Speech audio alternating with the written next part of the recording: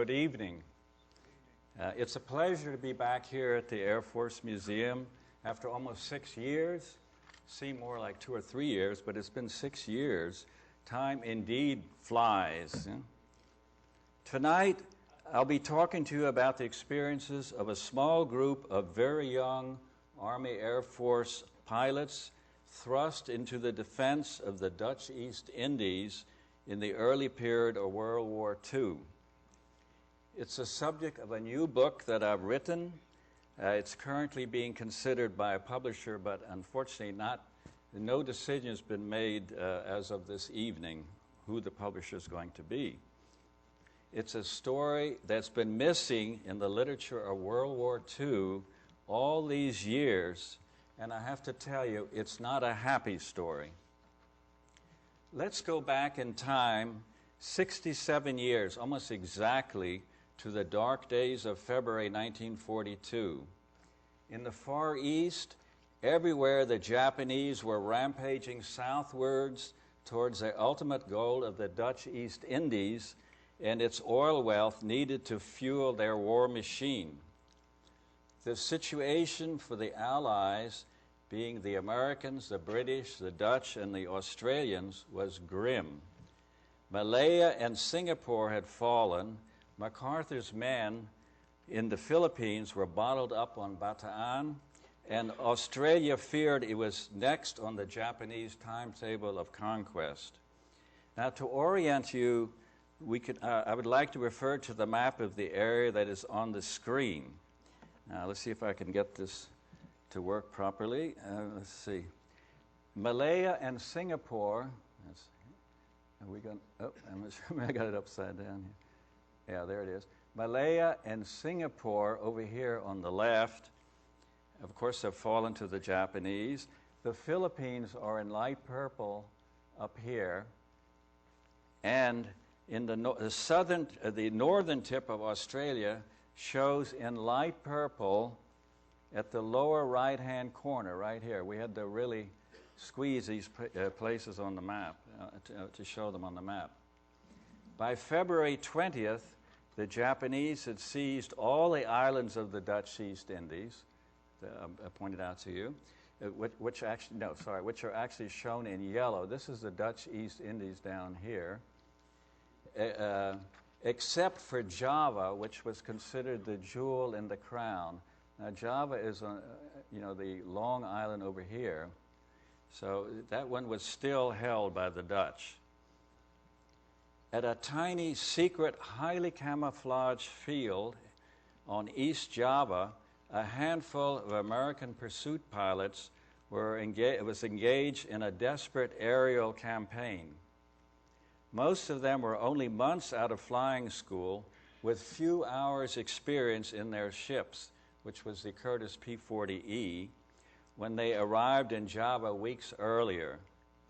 They were being ordered every day to intercept the formations of Japanese Zeros and twin-engine Mitsubishi Betty bombers headed for the key naval and air base of Surabaya, which is 75 miles to the northwest of the field where they were based, and the American B-17 bomber field at Singosari, south of Surabaya.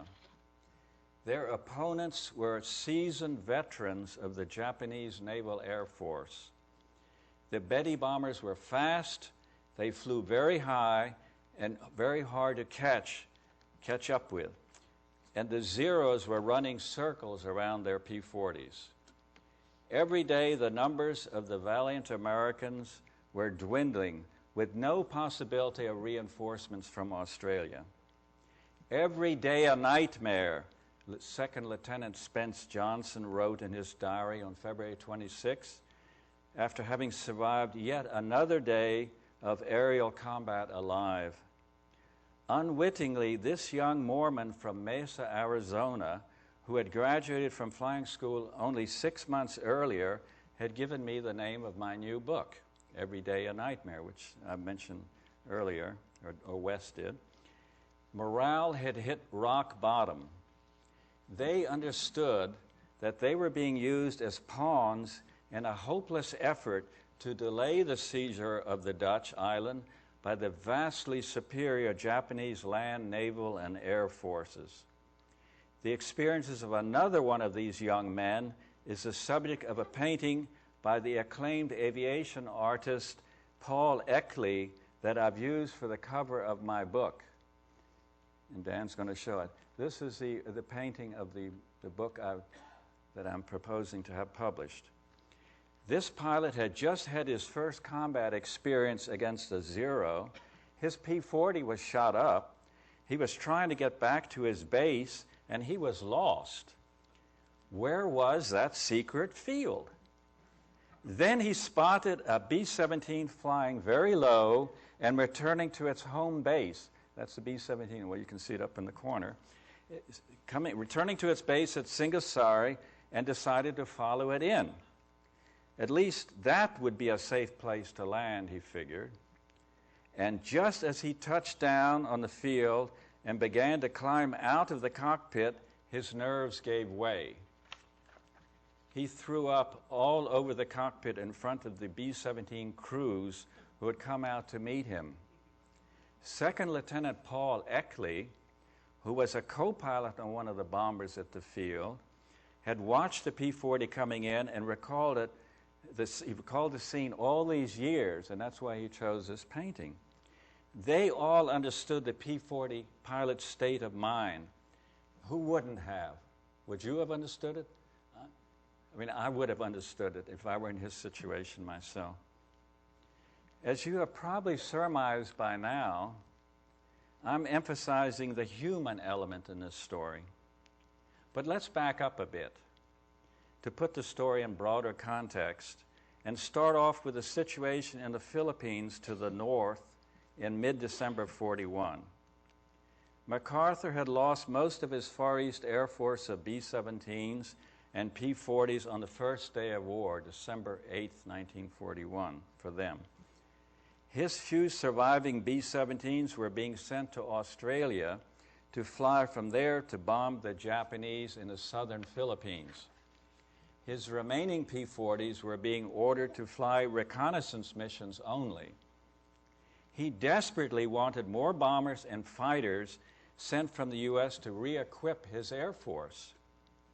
Earlier, even 1 month before the war broke out, 46 P-40 pilots and 18 P-40s in crates were on board a transport on their way to the Philippines to reinforce his Far East Air Force. And then in mid-December 41, 55 more pilots and their 55 P-40s were being sent by another transport to MacArthur via Australia. From Australia, the plan was that both groups would be ferried up to the Philippines through the islands of the Dutch East Indies, where the short-range P-40s would be refueled at stepping stone bases on the way. We'll keep that on a sec. However, before the P-40s could be assembled in Australia and moved up to Darwin, the jumping-off point, the northern fueling fields of Makassar and Tarakan, this map relates to what I'm saying now, fell to the Japanese, breaking the ferry route to the Philippines. They were supposed to go from here up to Makassar and Tarakan up here. Where's Tarakan? And over to Mindanao in the Philippines. That was the plan, to reinforce MacArthur. But as I mentioned, those Makassar and Tarakan were seized. And as I said, this map shows the ferry route from Darwin up to Makassar, up to the southern Philippines via Kopang first. Actually, that's Kopang down on the bottom. Darwin to Kopang, to Makassar, to Tarakan, to Mindanao, as marked in red. Since the P-40s could no longer reach the Philippines, the War Department in Washington changed the strategy and decided to send them to the southern islands of the Dutch East Indies instead. Over here, just keep them here instead, which were still, the southern islands were still in the hands of the Dutch at that time.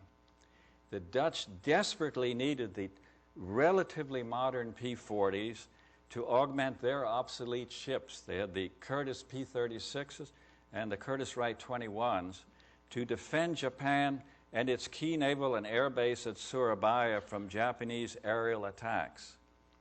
By late January 42, the created 73 P-40s that had reached Australia, on the Brisbane, Australia, actually, on the east central coast of Australia, had been assembled. Now here, Dan's going to show.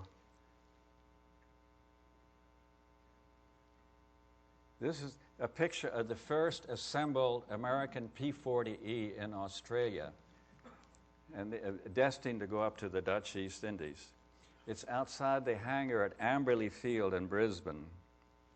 Now, with the availability of 17 of the first 18 P-40s that were shipped on the earlier transport that I mentioned, the American Army Command in Australia now began ordering the formation of so-called provisional pursuit squadrons to fly up to Java via Kopang on Timor. The first squadron, designated the 17th Pursuit Provisional, was heavily made up of Philippines veterans who had been sent down to Australia from the Philippines to pick up the P-40s for MacArthur and to fly them back. 14 of its 17 pilots were such veterans, including the commanding officer, Captain Bud Sprague. But right from the beginning, there was a big problem. To get from Brisbane on Australia's east coast up to this jumping off point of Darwin on the northern tip of Australia meant flying their single-engine ships 2,000 miles over forbidding territory, stopping at bush airfields for refueling on the way. This task would be daunting for the Philippines veterans, but even more so for the recent flying school graduates with few or no hours in the P-40 that would be picked for the other provisional squadrons. Now, this is an image showing the route of the 17th Pursuit from Darwin up to Kopang. First they started in Brisbane, well, it probably shows very clearly, Brisbane, and they stopped in Rockhampton, went to Townsville, Cloncurry, Daly Waters, and then Darwin, which is the jumping off spot to go up to the Dutch East Indies. On January 16th, Bud Sprague left Brisbane at the head of his pilots of the 17th Pursuit Squadron and managed to arrive at Darwin 2 days later. He lost only 2 of his planes to accidents on the arduous trip up there via Rockhampton, the places I've shown there, Townsville, Cloncurry, and Daly Waters. It was at Darwin that they got the word from Major General Louis Brereton, who was the commander of the Far East Air Force, that they would not be going to the Philippines after all, but rather to Java. They were told that the Japanese had seized the refueling bases in the northern Dutch East Indies on the planned route to the Philippines. I mentioned that earlier. The news came as a great disappointment to the Philippines veterans, worried as they were about their fellow pilots still fighting on Bataan in the Philippines. Nevertheless, on January 23rd, they took off from Darwin across the forbidding Timor Sea for Kopang, their first stop on the way up to the Indies. On the following day, they reached Surabaya, where they would spend a week waiting for the completion of their secret field, 75 miles to the west of their new base.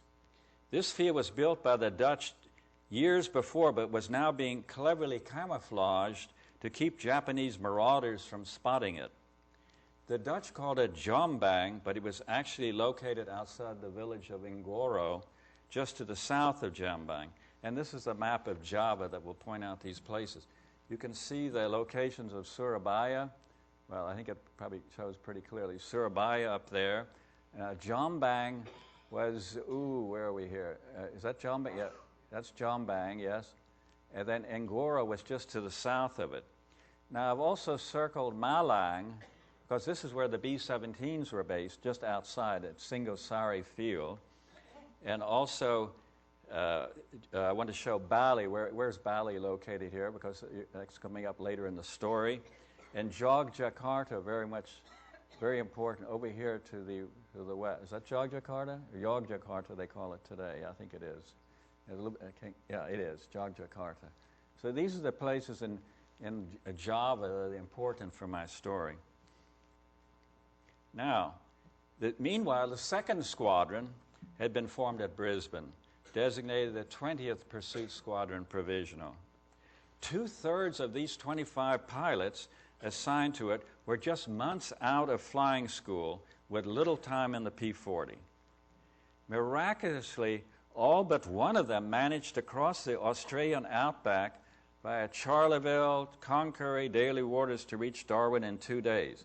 And they went a slightly different route than the 17th, as you can see here. They did not go up to Townsville, but they went across over here to Charleville instead, Cloncurry, Daly Waters, and Darwin. And this is a long stretch of outback in Australia. I don't know if anyone's been to Australia, but that area is pretty primitive. Then, due to torrential rains, they would remain at Darwin for 4 days before being able to jump off for the Dutch East Indies. It was a monsoon time, and just mud everywhere. They couldn't take off. Finally, one day after having left Darwin, when they finally did take off and refueled at Kopang, the first group of 14 pilots of the 20th Pursuit were at Bali. Here, I mentioned Bali earlier. It was, anyway, you saw it on the other map. Bali on the early morning of February 5th, preparing for the hop over to Java. There we are, Bali. They were preparing for the hop over to Surabaya, then onto their secret field. Suddenly, a few of them were already airborne, but the rest were still on the ground refueling.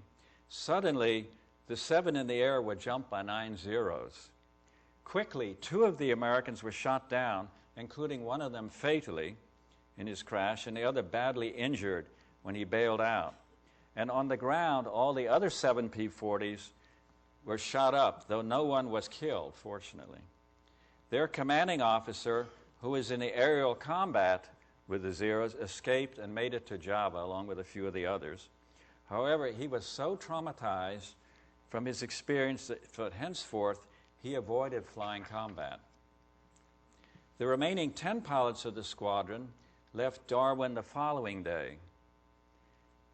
But 2 of them ran out of gas and crash landed on Lombok Island, which I've shown here. Most of you have probably never heard of this place. Where's Bali? Yeah, this is Lombok Island, short of Bali. They were coming, again, the same route, but they crash landed on Lombok out of gas, and they never rejoined their mates in the Java campaign. Now, again, I think I'm going to show the ferry route to Java marked in red. Oh, I've already done it. That's this one, actually, yeah. Okay, Lombok is to the southeast of Bali.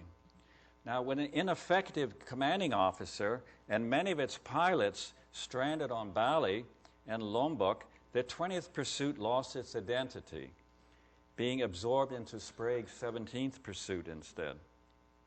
The 3rd Squadron formed, the 3rd Pursuit Squadron, provisional, also reached Ngoro Base in pitiful numbers. It was led by the renowned Philippines veteran Grant Mahoney, whom I mentioned in some of my earlier writings, and arrived in Darwin from Brisbane with only 18 of its original number of 25 pilots due to accidents on the way up to Darwin. Here is, I like this picture very much. Dan's going to show it. This is one of the few P-40Es of the 3rd Pursuit Squadron that did make it to Darwin, and it was given to me by the pilot. It's a beautiful shot of Darwin. That's why I wanted to use it. The first group of 9 of the 3rd Pursuit pilots took off from Darwin for Kopang on February the 9th, but one immediately turned back due to engine trouble. The other 8 continued on, guided by an LB-30 Liberator bomber, that was the export version of the B-24, but ran into a heavy storm short of its destination. 6 of the pilots crash-landed their planes on Timor, all sustaining injuries, while the other 2 bailed out, one of the 2 fatally. Now here's a picture I got from one of these pilots who'd crash-landed his plane. Of 4 of his comrades, here we got 1, 2, 3, and 4, along with 3 native boys. One 2 and 3 native boys who were going to help them get out, and these 4 linked up with all bandaged up, and that's a very rare photograph. It would take a full 10 days before they were able to get back to Darwin. And then the other 9, led by Mahoney, they did make it safely up from Darwin to Kopang and Surabaya.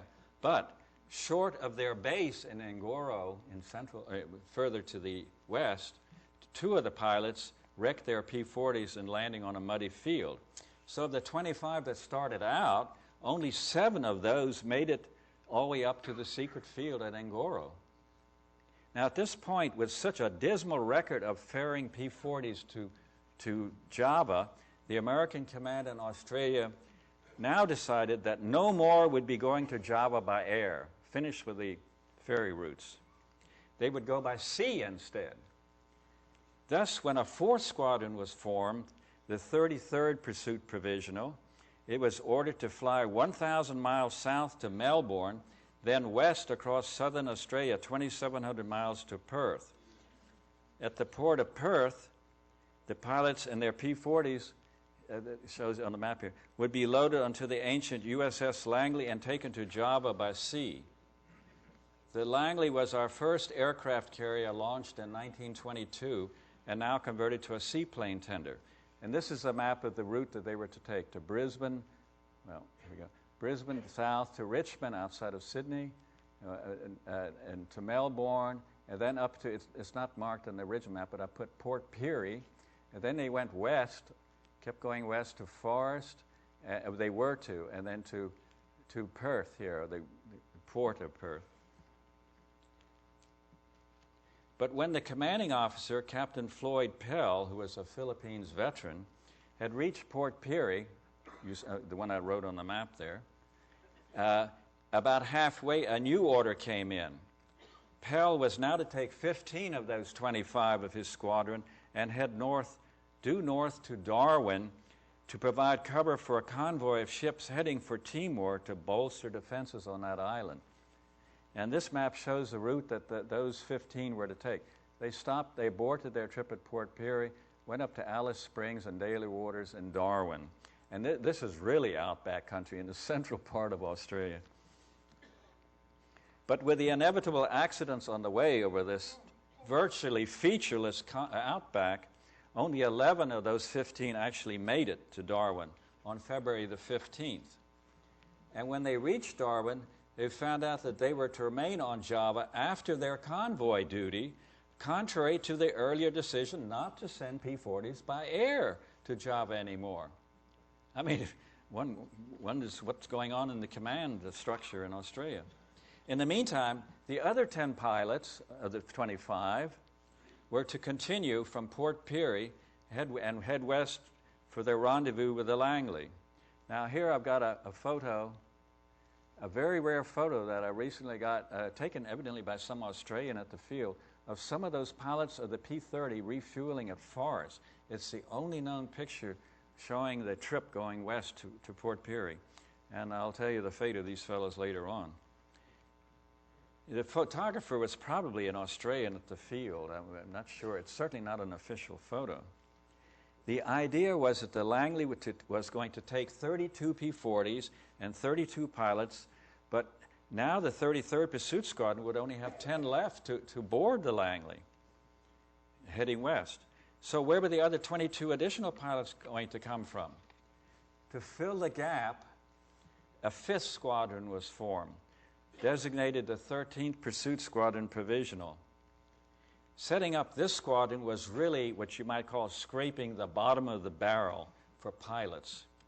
14 of the pilots selected were 1941 H graduates, only 3 months out of flying school, and another 11 were 41 Gs who had only graduated 1 month earlier than the 41 H pilots. Now, watching these raw pilots with virtually no time in a P-40 taking off for Perth from Brisbane, going all the way around to southern Australia, Carl Gies, who was one of the Philippine veterans, was appalled. "Someone is crazy. This is murder," he wrote in his diary that evening. Unfortunately, I was able to get a copy of his diary to know exactly how he felt. Now, we have another photo here. This is a shot of the first group of the pilots of the 13th Pursuit Squadron Provisional when they're refueling at Richmond Field outside of Sydney. It's a very sharp picture, unbelievably sharp. And it's the only known photo that exists of the 13th Pursuit Squadron in Australia, and would have been lost to history if a sharp-eyed Australian friend of mine had not spotted it for sale on eBay and successfully bid for it, with a slight contribution from yours truly. And actually, we found out later on that the three who were bidding for it were all buddies. They're all three, and they were bidding against each other. And so he paid a fortune, and his wife was even thinking of divorcing him. So that's when I decided to kick in $100 myself and get him off the hook. So, but anyway, the point is, it's a fabulous photo with all the numbers and everything. And I'm using it, obviously, in my new book. In the meantime, at the secret field of Ngoro in Java, things were not going well for the pilots, the ones that have made it to Ngoro. Massive Japanese aerial attacks on Surabaya and the B-17 field at Singosari had begun on February 3rd, and the 17th Pursuit Squadron was proving ineffective.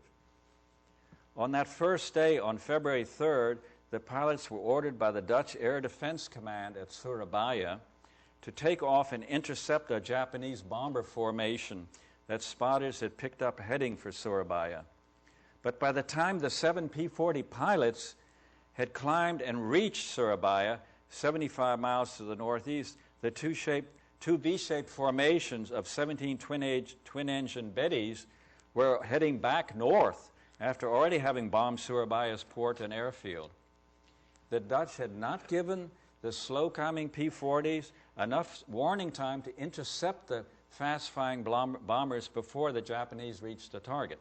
And here is a dramatic shot of 10 of the Betty bombers of the same unit, the Kanoya Air Group, that was bombing Surabaya virtually every day, heading to, or I'm not sure, returning from the mission against East Java. A very remarkable photograph, I think. After climbing 4,000 feet to reach the Bettys on their homeward flight and getting within firing range over the Java Sea, the P-40s began using their 650 caliber guns on them, but without downing any. Then 3 of the pilots spotted more bombers just south of Surabaya, 19 of the old Type 96 Nell bombers, the predecessor to the Bettys. They were returning north after having bombed the B-17 base at Singosari. But as the pursuiters approached, they were jumped by 6 Zeros that were escorting the bombers that they hadn't noticed, and a wild melee began. One of the P-40 pilots was shot down and killed, the first combat fatality of the 17th Pursuit Squadron. But Philippines veteran Walt Koss avenged his mate's death when he dived on another group of 6 Zeros and exploded one in the air. Now, another photo. This is a very rare photo of Zeros on the ground at their field at Kendari in the Celebes to the northeast. They are of the 3rd Air Group that regularly attack Java and mix it up with the P-40s during this whole story I'm telling you. This photo was taken by the commanding officer of the unit, and it was sent to me by him some 25 years ago, and I always safely kept it. Now, another photo. Here is an in-flight photo of 2 Zeros of the same unit just after having attacked Kopang on Timor. It's the only photo I have of actually Zeros of that unit in the air in the Java campaign. During the next days, the 17th was regularly ordered to intercept more Japanese bombers and fighters reported almost daily heading for Surabaya. Invariably, either the warning time was inadequate or the Japanese turned out to be friendly B-17 bombers returning to their base at Singosari. It was pretty frustrating. You go up and you find they're their own planes. So the commanding officer of the 17th, Bud Sprague, and his pilots were furious at the ineptitude of the Dutch warning service, unable to provide enough warning for the 17th Pursuit Squadron's P-40s to reach altitude and position themselves to await the Japanese as they came over to bomb Surabaya and Singosari, and unable to distinguish friend from foe. There was no radar to guide the Air Defense Command, just native spotters in the outer islands calling in. Now here, another photo coming up. This is an extremely rare photo of a group of the 17th Pursuit Squadron at their alert shack at Ngoro, awaiting a call on the phone behind them for takeoff to intercept. They're waiting for a phone call here. And this one is actually eating some coconut. He's a very good friend of mine. He's still alive in California, about 89 years old. The photo was taken by the squadron's radio man and given to me when I interviewed him for the book some years ago. So no more reinforcements were now coming in after Mahoney's group of 7 landed on February the 11th. These additions brought the total number of P-40s at Ngoro up to 30, which was a high point during the whole campaign. And these numbers were dwindling as the squadron's crew chiefs were reduced to cannibalizing out-of-commission P-40s to keep the others flying. There were no parts available. No spare parts were available to repair the planes that were out of commission. So, here another photo from the actual field itself. This is a flight of P-40s of the 17th lined up on the field, and there you can see this alert shack in the background. So these guys are waiting to take off. This photo was taken by the Philippines veteran Joe Cruzel, one of the pilots. Another photo. Here's a good shot. Oh, can we a little bit more to the right? There's a good shot of Joe Cruzel. That's him in the middle with his crew chief and armorer and his P-40 at Ngoro. And this dragon was a really unusual thing to have painted on his plane. In color, of course, it would be fantastic. But that's a dragon he's had painted on his plane. Joe Cruzel was a great help on this story.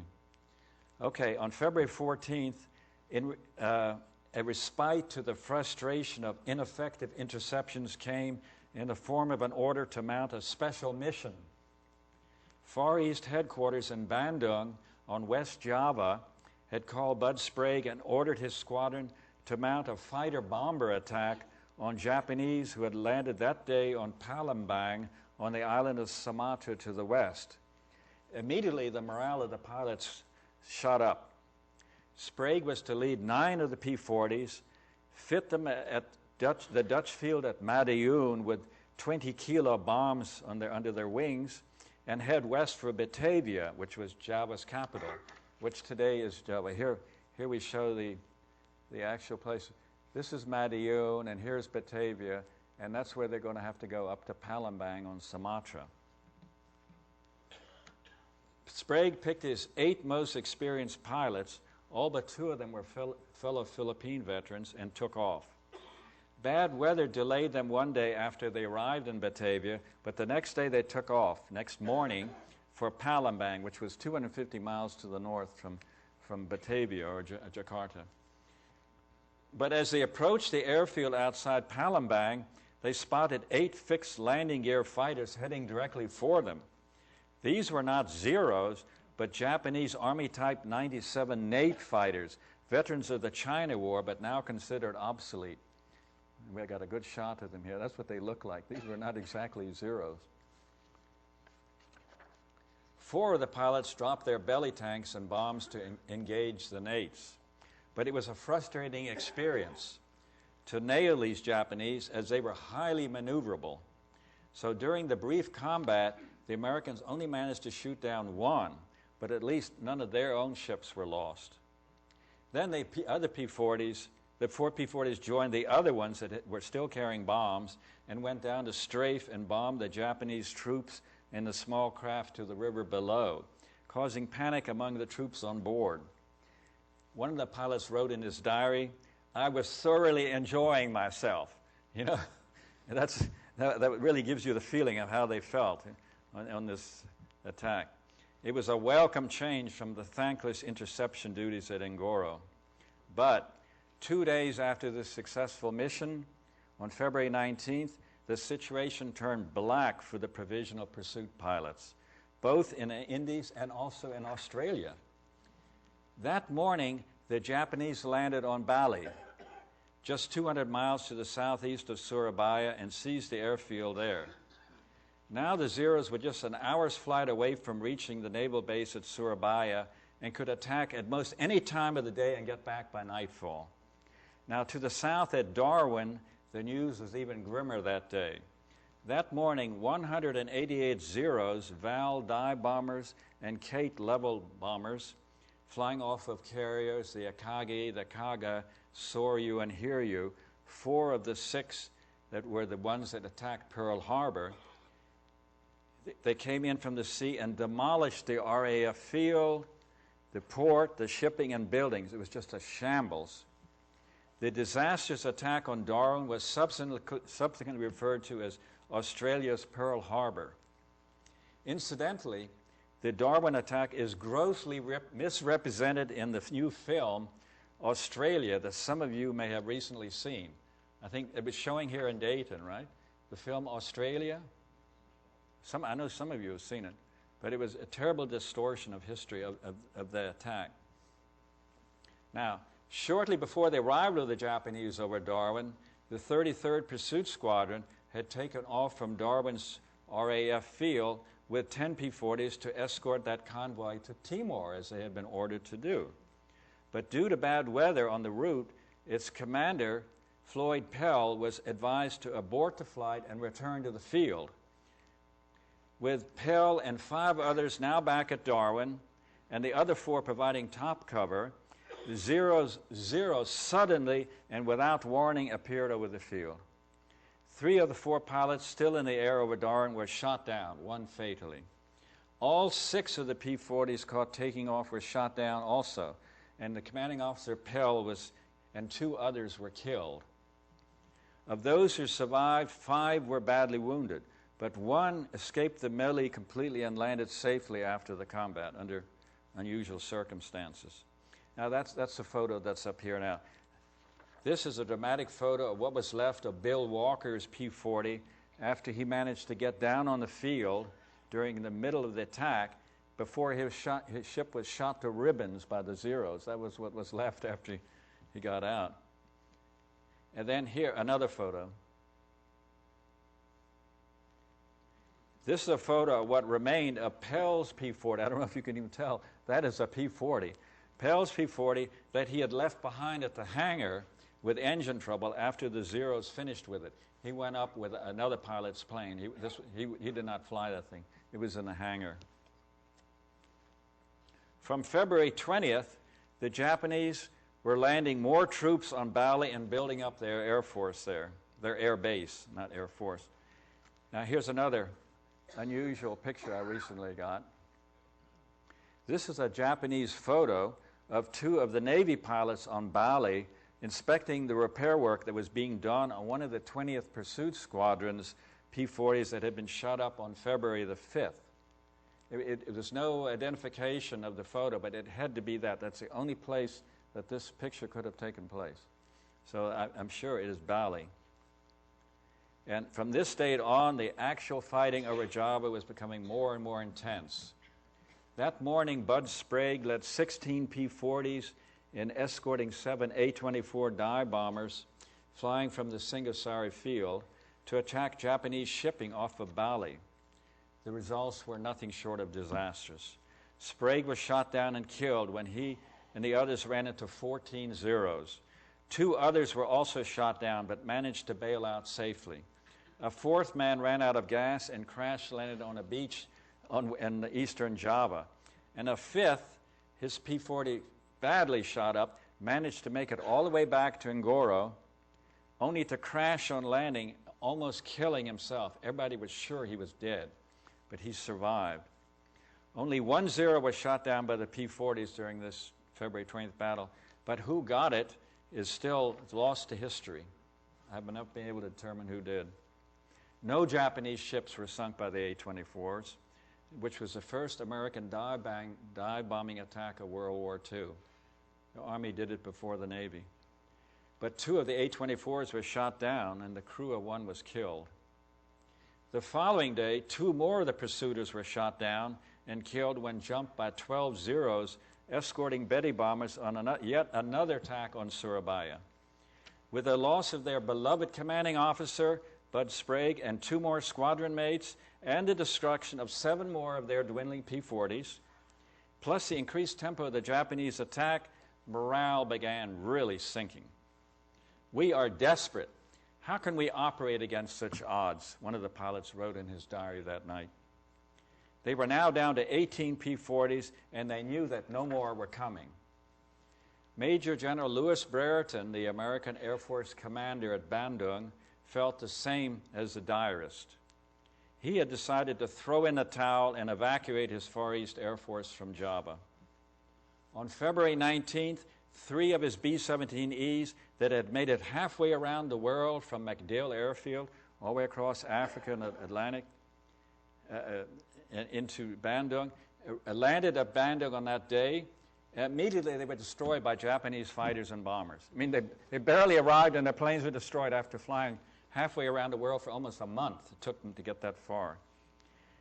And his bomber base at Singasari was now under constant attack, leaving the B-17s with no safe field on Java from which to operate. The operations themselves were proving unsatisfactory. The bomber pilots frequently had to abort the missions due to the terrible weather at that time of the year or engine trouble. Or they had to fight off swarms of P-40s with often very fatal consequences. But for the Americans to disengage from Java operations would not be a simple matter. The Dutch commanders were resisting any attempts to withdraw American fighters and bombers from their beleaguered homeland colony. But the order still went out from the American side: begin flying out excess P-40 pilots and mechanics. On February 23rd, 10 pilots and 2 crew chiefs and armorers got the word to evacuate to Jakarta, Yogyakarta that I showed earlier, for evacuation. Brereton himself flew out to India on February 24th to assume a new command. From that day, Zeros were flying daily from the next-door Denpasar field on Bali in attacks on the bomber field of Singasari and to escort Betty bombers to Surabaya. And the Bettys were now flying at 26,000 feet on their missions. As one pilot said, "Much too high for us." The pilots acknowledged, all of them agreed. The Allison engines on their P-40s were wearing out after such prolonged use, and there were no engine changes possible. Often half of their 650 caliber guns were not working due to overuse, and 50 caliber ammunition at any rate was running out. Morale was dropping rapidly among the remaining pilots at Ngoro. A bitter pilot wrote in his diary, February 25th, "We are left here holding the bag." He and the others knew also that the Japanese would soon discover their camouflage field and wipe it out. That same day, their new commanding officer, the popular Philippines veteran Jerry McCallum, was shot down and killed, reportedly in his parachute. He was leading the remaining 12 P-40s in commission in a failed interception of 20 Bettys and 6 Zeros. Here, I have a picture of Jerry. A very nice picture with a gun on the back of his Jeep. He was a very popular person. For one of the most outspoken, the next day's raid by 26 Bettys and 8 Zeros, the Bettys, again flying too high for the P-40s, was about all they could stand. Well, all he could stand. I'm talking about one pilot now. That day, Spence Johnson let his feelings out as he wrote in his diary, and I quoted earlier, "Every day a nightmare." He added, "More Japs, never ceasing air raids. Half our outfit left or killed, and no planes coming." And to pour more salt in their wounds, Colonel Eugene Eubank, now the ranking U.S. air officer on Java after Brereton left, issued an order to the 17th Pursuit: fight to the last plane. This despite the vow of their now deceased commanding officer Bud Sprague when the squadron arrived at Ngoro on February the 1st, quote, "You will be evacuated if the situation should become hopeless." But the Dutch were clinging to straws. Their air commander had transferred 6 of his Brewster Buffalo fighters and 6 Hawker Hurricanes to Ngoro to bolster what remained of the American interceptor force there. and 6 of the American pilots had driven to the south coast of central Java to meet the USS Langley as it docked at Cilacap port, that's south central Java, with 32 P-40s on board. At least they thought that. The plan was that they and the other pilots on board would fly the ships up to Ngoro and thus double the number of P-40s there to oppose the Japanese. But on arriving at Cilacap on February 27th, those pilots were shocked to learn that the Langley had been sunk short of its destination earlier that day by Betty bombers. All the 33 pilots on board, as well as their 32 P-40s, were apparently lost. And now here's a photo, some of you may have seen it, of the Langley sinking. This is the carrier Langley had the P-40s on board. And this is the ship that was rescuing, the USS Edsall. And this is the Whipple, the other destroyer where they were taking the picture, this picture. It would be years before the full story came out of this disaster. After taking on the 33 pilots, the Edsall, behind there, was ordered to proceed to Cilacap instead of to Australia and offload the pilots there. Evidently, the planeless pilots were to augment the pursuit force at Ngoro, but at a time when the other pilots there were being evacuated. The Edsall would never make it to Cilacap. It was sunk 2 days later by a Japanese task force out off of South Java. A Japanese cruiser picked up some of the survivors, including a few of the P-40 pilots, and offloaded them at the Japanese POW camp at Makassar in the Celebes.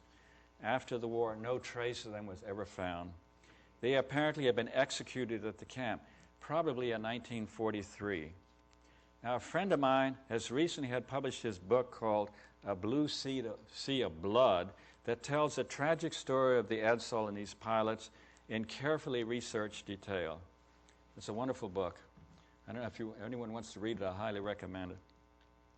When the 6 pilots returned to Ngoro with the disastrous news of the sinking of the Langley, morale among the remaining pilots sank to a new low. And now they were being ordered to provide aerial support for Dutch Admiral Doorman's combined striking force of cruisers and destroyers. Doorman's Dutch, British, American, Australian naval force was planning an attack on Japanese invasion transports reporting headed for the north coast of Java. On that day, on February 27th, the P-40 pilots were ordered to fly escort for the A-24s that were to attack the 43 transports sailing to the north coast under the protection of cruisers and destroyers. When the pilots of the 10 P-40s reached the coast, they were relieved to find that there were no Zeros guarding the Japanese force. But the anti-aircraft fire thrown up by the warship was very heavy. Now, looking down on this Japanese armada, one of the pilots was appalled at the folly of war. Thousands of men gone completely mad, Les Johnson recorded in his diary on return from the mission. I think that really must have summarized the feeling of all of them. And what could they do against such a force? Another of the pilots expressed his feelings at the lack of results. Our puny force didn't amount to anything, he wrote in his diary. The subsequent naval battle between the Allies' combined striking force and the Japanese, the famous Battle of the Java Sea, ended in total victory for the Japanese.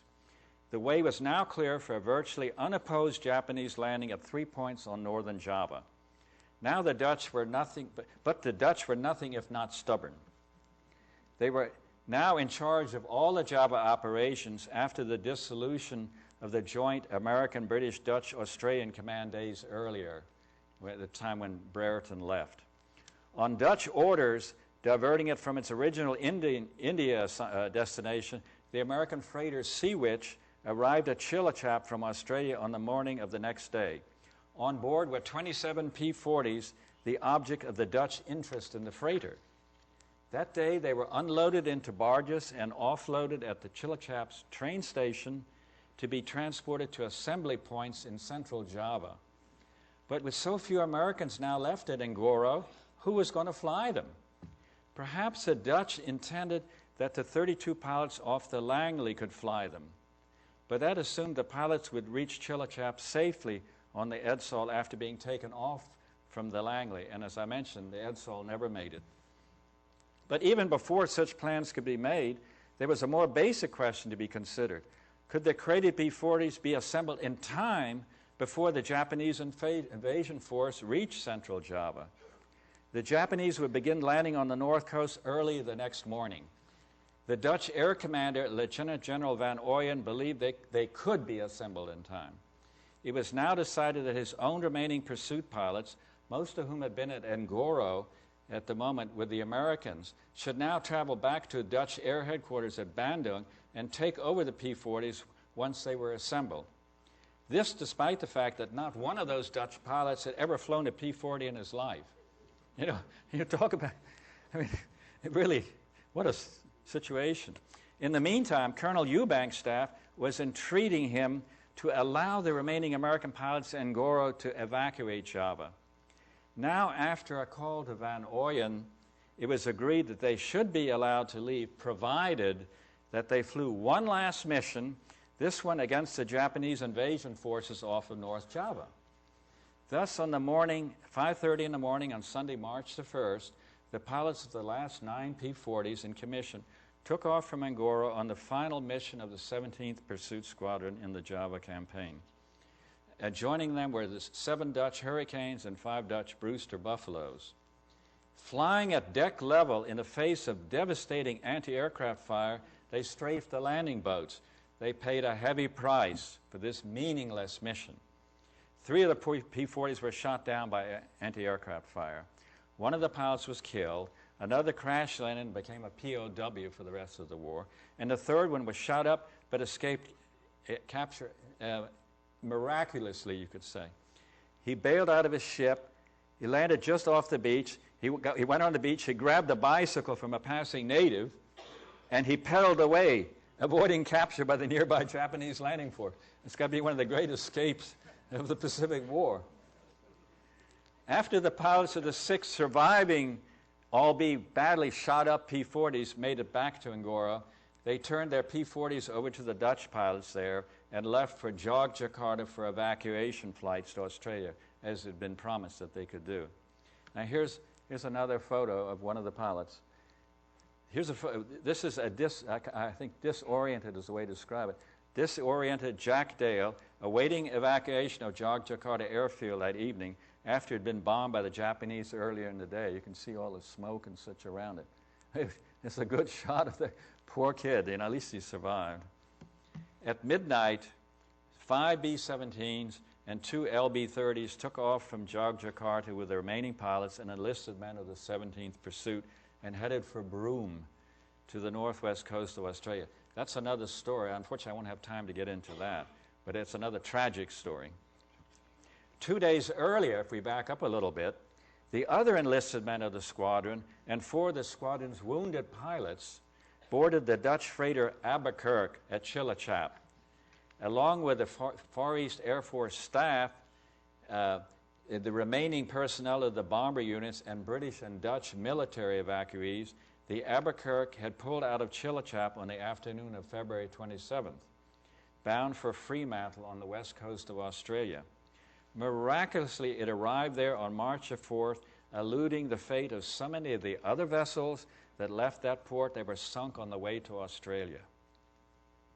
Now, back at Ngoro, earlier on March 1st, just after returning from their mission, the remaining Dutch pilots had received an order from Ed Kaiser, who is now the acting 17th Pursuit commanding officer. He asked them, join us in the evacuation. But the pilots checked with the adjutant of Van Ooyen, their commander, and asked if they could have permission. Refused. Instead, they were ordered to drive to Bandung to take over those P-40s that were being uncrated and assembled there that I mentioned earlier. And they were warned that anyone who refused to follow orders would be considered a deserter. Just before the Dutch left the field, the Japanese Zeros appeared over it and completely shot up the remaining damaged P-40s. They had finally managed to locate and destroy the troublesome American base. The following afternoon, the Dutch pilots, exhausted after driving all night to get to Bandung in West Java, reported in to the Dutch Air Force headquarters. Outside, they saw the P-40s they were to fly. They were still being uncrated, none yet assembled or yet flyable. The Dutch pilots were enraged. They knew that in days the Japanese would reach Bandung before the P-40s could be assembled, and all these hapless Dutch pilots were destined to become POWs on the night of March 7th to 8th when the Dutch forces surrendered. Now here's a photo, a Japanese photo, of one of the captured Sea-Witch P-40s. Engine has not been mounted yet. You can see it's missing. And the Dutch tricolor painting, it had already managed to overpaint the American insignia here. That it was a rectangular design in the Dutch East Indies Air Force. As one historian has described it, the Java campaign proved to be nothing short of a total humiliating disaster. As to the fate of the 17th Pursuit's officers and men, all of the surviving personnel made it to Australia, either as passengers on those B-17s and LB-30s or on the Albuquerque, which had escaped attack. Despite their heroic attempts to hold a doomed colony for the Dutch, the last commanding officer of the American Air Force on Java was subjected to a surprising accusation by the Dutch air commander. Lieutenant General Van Ooyen transmitted a message directly to Chief of Staff Marshall in Washington. He maintained that Colonel Eubank's departure with his B-17 and P-40 planes and pilots was nothing less than desertion. You like that word, I must say.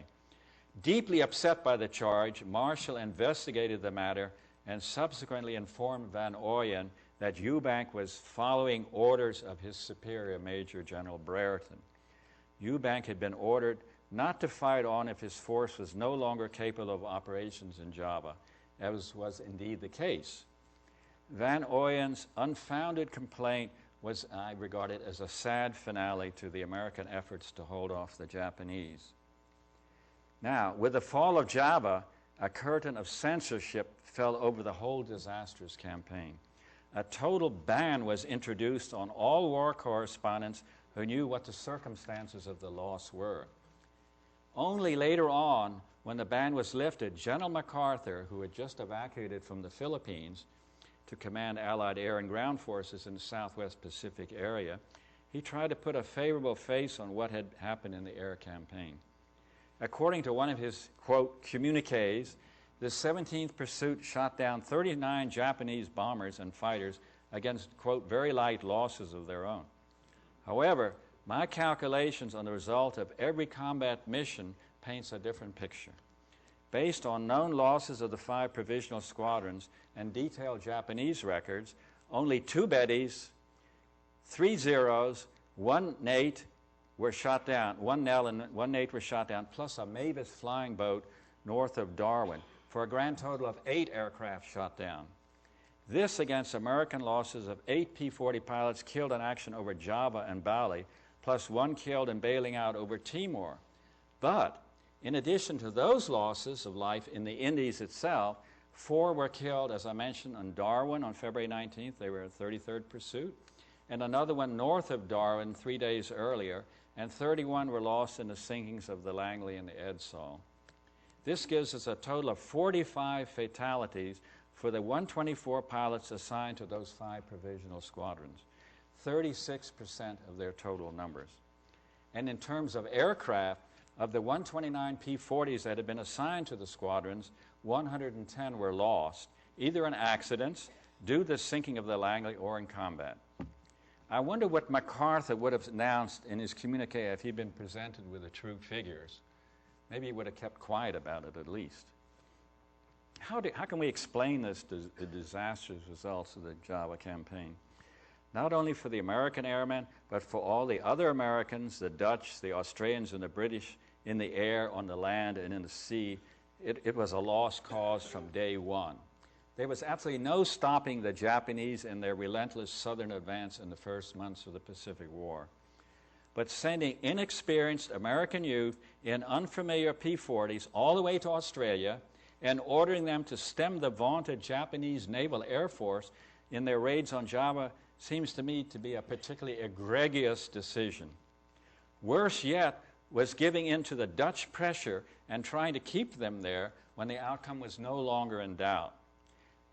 What goofy brass hat was responsible for sending these inexperienced boys over for such a grim duty. That was quoted in a diary by an air officer on board of one of the transports that carried them to Australia in November 1941. Of the 124 pilots assigned to the 5 provisional pursuit squadrons, 3/4 of them were 5 months or less out of flying school, with few, if no, hours in a P-40. Now, later on, General Marshall would later argue that, quote, urgent circumstances had obliged him to dispatch, quote, some bomber and fighter squadrons to the Southwest Pacific area without sufficient operational training. The desperate need for pursuit pilots on Java was clearly on Marshall's mind, but his statement still doesn't explain why more experienced pilots, rather than complete squadrons that he mentioned, were not picked and sent over from U.S.-based squadrons. Why didn't he pick out experienced ones from the squadrons in the U.S., rather than say that just we didn't have the squadrons overall? Now, after listening to me presenting this story, you may wonder, how did I happen to get involved with this subject? Well, I was inspired to do so after reading a 1944 account in 3 parts in an obscure military journal. It was written by a Chicago Daily News correspondent who was on Java at the time and who interviewed several of the pilots, but who never visited Ngoro Field. No reporter was allowed to visit that highly secret field, and for that reason, the 17th Pursuit Squadron never got the publicity that the Flying Tigers got with all those reporters swarming around them in China. Later, this reporter, George Weller, pieced together as best he could from interviews and 2 diaries, plus an unofficial operations diary of the squadron, what the squadron experienced daily during its 5 weeks in Java. But he acknowledged and regretted that his account was incomplete. It was indeed incomplete. Even the operations in Java alone were fragmentarily covered, and pre-Java Australian experiences left out. He didn't know about them. And Weller did not know of the operations of the other provisional squadrons that never made it up to Java where they were intended to go, the 33rd and the 13th Pursuits. As I mentioned earlier, most of these pilots of these 2 squadrons, the 33rd and the 13th, went down when the Langley and Edsall was sunk, or were shot down over Darwin on February 19th, or suffered accidents in Australia. Furthermore, Weller had no access to Japanese Naval Air Force operation reports for each day's missions. With such records, he would have been able to cross-check with American records to reduce the 17th's inflated victory claims. In his introduction to his 3-part article, Weller wrote that, quote, this story is unfinished and awaiting the hands of another writer. It seems that Weller's wish has fallen to me. I hope my book, derived mainly from 19 personal diaries I was able to obtain from the surviving pilots or from their families in the case they were deceased, will meet Weller's expectations. But Weller died in Rome, Italy in 2002 at the age of 95, and my book is dedicated to his memory. Now, including his presentation, I might add a little personal footnote. In July 1983, I was on a World Bank mission to Indonesia that involved work in Surabaya. That was in my other life as a development economist. Why not try to find a 17th Pursuit secret field at Ngoro while I'm here? I asked myself. I knew that the village of Ngoro was not far from Surabaya, and I would be able to borrow a Ministry of Labor vehicle and a driver for the search. So it was that on the morning of Friday, July 6, 1983, Friday being the weekly day off for the Indonesian government anyway, that I set out with another World Bank consultant, equally interested, from Surabaya. Soon we reached the town of Jombang, which I knew was only some 20 miles north of Ngoro, and the nearby Blimbing village where the pilots stayed during the evening. They could not sleep at the airfield. There were no facilities. Reaching Blimbing first, I succeeded in communicating my wishes to the middle-aged village headman with my limited Bahasa Indonesia language ability. He recalled the Americans being in the village during the war and took us to the ruins of the old purplish structures at the site of the old sugar mill. These must be the houses where the pilots and enlisted men lived at the time, I excitedly concluded. This site fit the description as recorded in several of the pilots' diaries. And here we have the ruins. There was an old sugar mill, and they lived in these buildings. I don't know, 20 or 30 in each building. It was, and then the headman took us to what he maintained was the site of the old airfield nearby in Ngoro. It was hard to tell if an airfield had occupied the site before, since it was planted in sugarcane, but with some open areas, as you can see here, going around, and there were some over here, but in the center was just sugarcane. Then Yaya in Indonesia, Yaya Tuan, the village headman, confirmed to me, this is where the American pilots flew during the war. Exploring the open areas of high standing cane on the sides and the connecting pathways that day, I came across the concrete foundation of a small building. This must be what remains of the operation shack of the 17th Pursuit, I presumed. Now it seemed that I had physical proof that it was true that a small group of valiant American pilots, for a fleeting moment in early 1942, had operated from a secret Japanese field near the villages of Ngoro and Blimbing. I was now more determined than ever to fulfill Weller's ardent 1944 wish for the unheralded men of the 17th. Someone must speak for them. Thank you.